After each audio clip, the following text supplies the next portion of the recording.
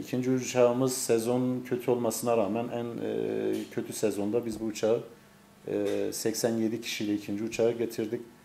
Ve ikinci uçaktan sonra maalesef yer hizmetlerini alan firmanın bize fahiş fiyatta uyguladığı faturalardan ötürü biz bu uçağı kesmek zorunda kaldık. Arkadaşlar biz bu uçağı bırakırken öncelikle bir maliyet çalışması yaptık. Hem İran bacağında hem Türkiye tarafındaki yer hizmetlerinin bize bir maliyeti olacaktı. Biz sektörün içinde işi bilen bir ekiptik. Bir maliyet çalışması yaptık.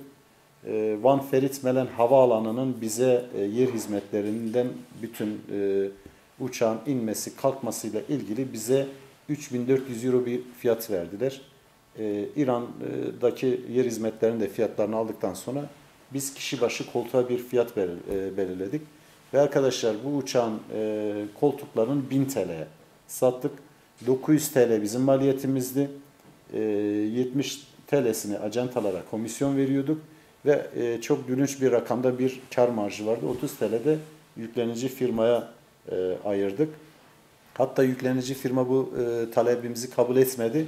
Ben kendilerine bu uçağın havada kalması için birkaç ay fedakarlık yapması gerektiğini söyledim. Ve biz uçağı 1000 TL'den sattık. Piyasada duyduğum yok işte fiyatlar çok arttı, 2500 liralara 3000 liralara bilet satıyordu. Öyle bir söylem yok. Kesinlikle biz tek bacak yani tek yön bu uçağın koltuklarını 1000 TL'ye satıyorduk. 1000 TL'ye de satmaya devam ediyorduk. Ve Nevruz süresince bu uçak tam bir ay karşılıklı iki yönlü uçağımız doluydu. Dediğim gibi yer hizmetlerinden aldığımız faturalar yüzünden biz bu uçağı iptal etmek zorunda kaldık. Faturalarımız burada. İlk uçağımız bir gece parking yaptığı için 42.607 euro bir fatura kestiler. İkinci uçağımız hiçbir hava muhalefeti, hiçbir gecikme yaşamadan geri döndü. Ona da 5.200 euro bir fatura kestiler. Dediğim gibi sohbetimin bir yerinde demiştim. 3.400 euro bize fiyat vermişlerdi. Bir maliyetimiz olacaktı.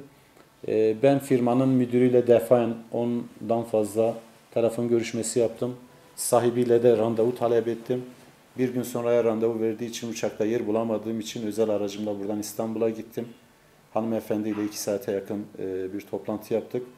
Kaspiyan firmasının Türkiye CEO'suyla birlikte gittik. Faturalarda bir hata olduğunu, bu hatayı düzelteceklerini söylediler. Bize geri dönüş yaptılar bir ay sonra. İran'ın ambargosu yüzünden biz bu faturaları indiremiyoruz. Bu faturalarda düzeltme yapmıyoruz. Faturalarınız budur, bunu ödeyeceksiniz dediler. Bizim İran'daki dediğim gibi partnerimiz de dava açtı. Bu faturaları ödemedi. Ödemeyecek de muhtemelen. Bakalım mahkeme kime ne karar verecek onu göreceğiz. Faturalardaki yer hizmetlerini yapan firmanın isimlerini kapattık. Bize geri dönüşleri olmasınlar diye. Ben bu sıkıntıyla ilgili başta Van Valimiz, AK Parti milletvekilleri İrfan Kartal ve Abdülahad Arvas'la telefonda görüştüm. Sayın vekillere faturaları attım. Bu konuda destek istedim. TGA'nın bir toplantısı oldu geçmiş günlerde. Yönetim kurulu üyelerinden biri de benim. Asil 10 tane yönetim kurulu üyesi var TGA'nın. İş dünyasından, sektörden. Vali Bey de bizim başkanımız. Ben bu konuyu o toplantıda da açtım. Sayın Valimizden destek istedim. Oradaki bütün sektörlerden destek istedim. Maalesef şu ana kadar Van'ın seçilmiş vekillerinden, mülki idare amirlerinden ve iş dünyasından hiç kimseden bir destek görmedik. Gerçekten durumumuz vahim. Bu şehre yazık ediyorlar.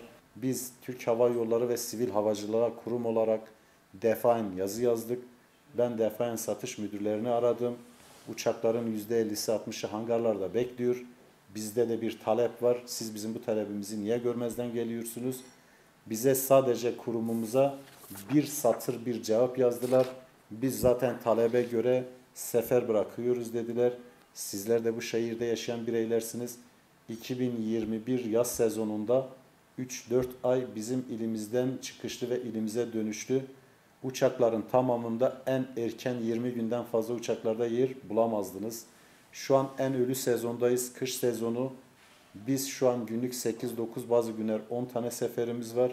Ve bir hafta önceden Van çıkışlı Van dönüşlü hiçbir uçağımızda yer yok. Ve en fahiş fiyatlara bu koltuklar satılıyor. Tabii ki Van Taran uçağı bitti. Tamamen kapandı. Yüklenici firma ben 700 bin lirayı ödeyemem. Bana verilen 3400 euroluk fiyata ben 5200 euro ödeyemem. Kusura bakma, çok üzülerekten bu uçağı kaldırıyorum. Bu uçağı Türkiye'nin farklı şehirlerine uçuracağım dedi ve şimdi alternatif pazarlar arıyor. Siyasi partiler bize sahip olmadılar, bu şehre sahip olmadılar. Arkadaşlar biz bu hizmeti biz para kazanalım diye, sektör para kazansın diye yapmadık. Bütün şehir nemalansın, bütün şehir faydalansın, bütün bölge faydalansın. Bu şehrin sahipsizliğinden bu yapılıyor. Bu şehrin siyasilerinin yokluğundan, çaresizliğinden ya da ellerinden geleni yapamamadıklarından, beceriksizliğinden, ismine ne derseniz deyin. Biz defaen seçilmişlerin ve mülkidare amirlerinin ya da iş dünyasının yanında ben bu isteklerde bulunduğumda hiçbiri bana destek olmadı arkadaşlar. Olmuyorlar. Bakın bugün ülkemizi yöneten AK Parti hükümeti, doğru mu? Sayın Cumhurbaşkanımız, hükümet şu an AK Parti. Bizim de 3 tane milletvekilimiz var AK Parti'den. Şimdi HDP'yi burada eleştirirsem yanlış olur. Çünkü HDP'nin bir yaptırımı yok hükümete. Ya da devlete bir yaptırımı yok. Muhalefet partisi.